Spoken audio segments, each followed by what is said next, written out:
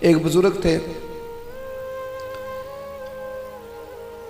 تو ایک جگہ پہ انہوں نے کھانا کھایا، چلیں کسی دانشور کا سمجھ لیں، کسی آدمی کی مثال لے لیں، کہیں کھانا کھایا انہوں نے، اور میرے ساتھ بھی ایک دفعہ اس طرح کا ایک معاملہ درپیش ہوا۔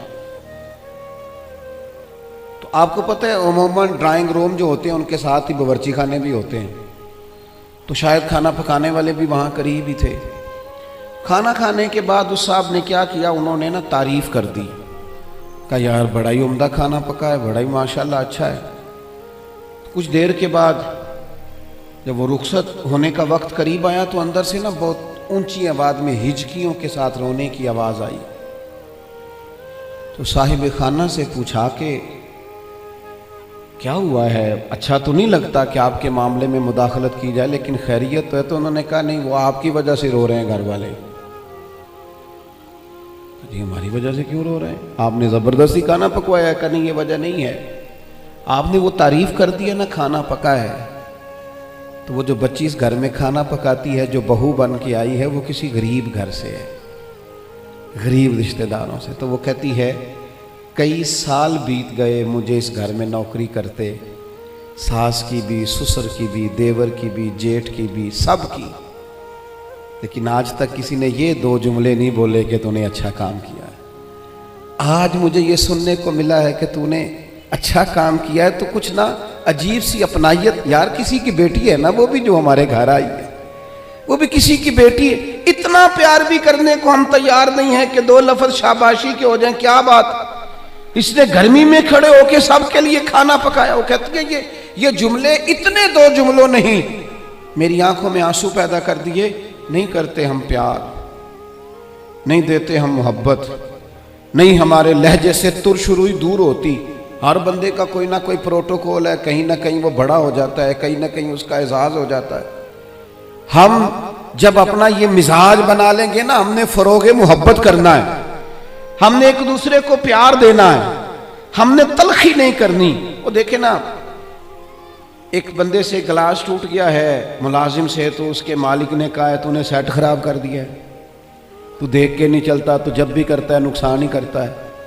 وہ بندہ پریشان ہو گیا ہے، اور پریشانی اس کی ختم نہیں ہوئی، یہ اتنی دیر ختم نہیں ہوگی جتنی دیر اس مہینے کی تنخواہ نہیں ملے گی، کیونکہ اسے ڈر ہے کہ کہیں پیسے کاٹ نہ لیے جائیں۔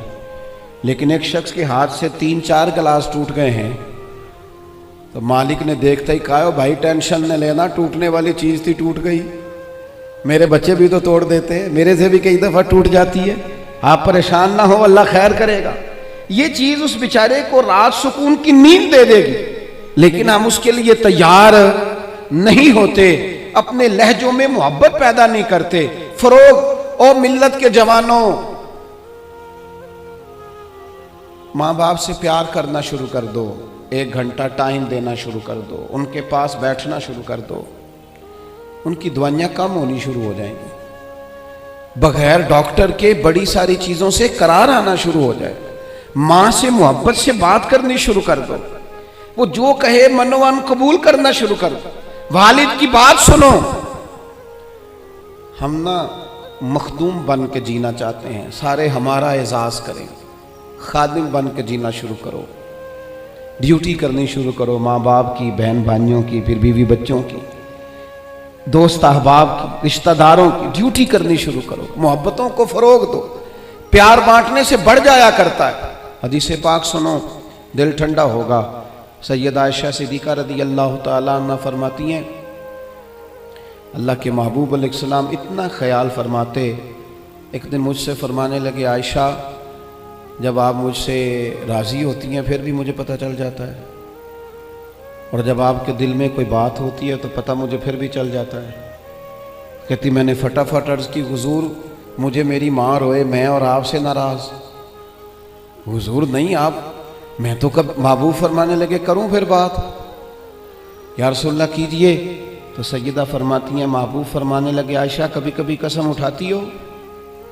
میں نے کہا یا رسول اللہ اٹھاتی ہوں۔ تو فرمایا جب راضی ہوتی ہو تو کہتی ہو مجھے محمد عربی کے رب کی قسم صلی اللہ علیہ وسلم، اور جب تمہارے دل میں کوئی بات ہوتی ہے پھر کہتی ہو مجھے حضرت ابراہیم خلیل کے رب کی قسم۔ پھر جناب خلیل کی نسبت سے اللہ کی قسم اٹھاتی ہو۔ جناب عائشہ کہتی ہیں لوگوں میں تمہیں بتا نہیں سکتی میرا حال کیا تھا، میری روح کی پرواز کیا تھی۔ یا رسول اللہ صلی اللہ علیہ وسلم، آپ جملوں سے پتہ کر لیتے ہیں آج کل کوئی کیا سوچ رہا ہے، اس کے لفظوں سے اندازہ کر لیتے ہیں کہ اس کی قلبی کیفیت کیا ہے۔ اور پھر کہنے لگی مجھے رب محمد کی قسم یا رسول اللہ، زبان سے نام ہی جاتا ہے، میرے دل میں آپ ہر وقت موجود رہتے ہیں، ہر وقت آپ موجود ہوتے۔ اور دوستو، یہاں تو گھر والوں کو احتجاج کرنا پڑتا ہے پھر کوئی بات سنتا ہے، یہاں تو 100 دفعہ رو کے دکھانا پڑتا ہے پھر کوئی بات سنتا ہے، یہاں تو جناب 100 دفعہ کہنا پڑتا ہے تب کوئی بات سنتا ہے۔ خدا را محبتیں بانٹنی شروع کرو، اپنے لہجوں سے تلخیاں ہٹاؤ، یہ جو چہروں پر پکی پکی سلوٹیں ڈالنی ہیں ان کو دور کرو، یہ جو ہر وقت کے تھکے تھکے اور ہر وقت کے ناراض اور ہر وقت کی طبیعت کے اندر سختی اور ہر وقت کہنا میں بڑا کام کرتا ہوں، میں بڑی مشقت اٹھاتا ہوں، تمہیں پتہ نہیں میں کس تکلیف میں ہوں۔ اور میرے بھائی ساری دنیا ہی پریشان رہتی ہے، لیکن کچھ لوگ ایسے ہوتے ہیں جو پریشانیاں ذرا ہنس کے گزار لیتے ہیں، کچھ لوگ ایسے ہوتے ہیں جو پریشانیاں اپنے تک رکھ لیتے ہیں، دوسروں کو تکلیف نہیں دیتے۔ ہم کیا کرتے ہیں، ہم ساری ٹینشنیں دوسروں پہ ڈالنا چاہتے ہیں۔ اپنے لہجوں میں پیار پیدا کرو، اپنے لہجوں میں۔ پتہ ہے حضور نے کیا فرمایا؟ محبوب فرمانے لگے 3 کام کرو، ایماندار ہونے کا ذائقہ نصیب ہوگا۔ ایک ہوتا ہے کھانا، ایک ہوتا ہے مزیدار کھانا، ایک ہوتا ہے مومن۔ ایک وہ مومن ہوتا ہے جسے مومن ہو جانے کا مزہ آئے، مزہ آ گیا بھائی مومن ہونے کا۔ کریم فرمانے لگے 3 کام کرو تمہیں مومن ہونے کا مزہ آئے گا۔ 3 کام کرو۔ یا رسول اللہ کون سے؟ فرمایا ایک تو ہر چیز سے بڑھ کے اللہ رسول سے محبت کرو، پیار کرو، رب رسول سے پیار کرو۔ یہاں حضور نے یہ نہیں فرمایا نماز پڑھو، یہ نہیں فرمایا روزہ رکھو، یہ نہیں فرمایا حج کرو، خیرات کرو، وہ کام بھی اپنی جگہ پہ بڑے ضروری ہیں، وہ بھی فرض عین ہیں، ان کے بغیر بھی 1 منٹ کے لیے گزارا نہیں۔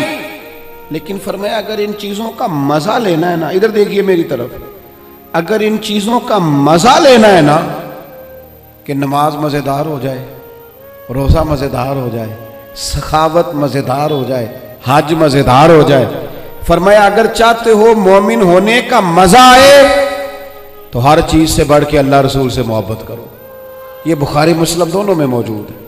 اور فرمایا دوسرا کام یہ کرو کہ جس سے بھی محبت کرو نا، اللہ رسول کے لیے کرو، چھوڑ دو ذاتی لالچ، چھوڑ دو 1 منٹ کے لیے بھی اپنا ذاتی نہ، فقط اللہ رسول کے لیے، فقط رضا الہی کے لیے محبت کرو۔ اور تیسرا حضور فرماتے ہیں مسلمان ہونے کے بعد، کلمہ پڑھنے کے بعد کفر کی طرف جانا اتنا ناپسند کرو جتنا آدمی آگ میں جانا ناپسند کرتا ہے۔ یہ 3 کام کرو تمہیں مومن ہونے کا مزہ آئے۔